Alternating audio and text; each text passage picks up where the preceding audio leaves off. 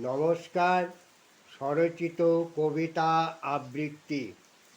কবিতা বিলম্বিত বিমর্ষতায়।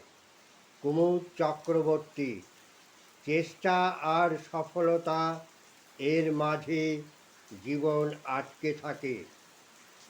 মধ্যে এ সময় বিফলতার নিঃশ্বাস বিশ্বাসের ঘাড়ে এসে ফেলে।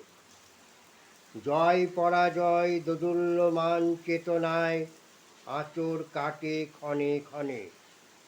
বোধোদয় নিশ্চিত অনিশ্চিত উদ্বিগ্নতায় আপ্লুত।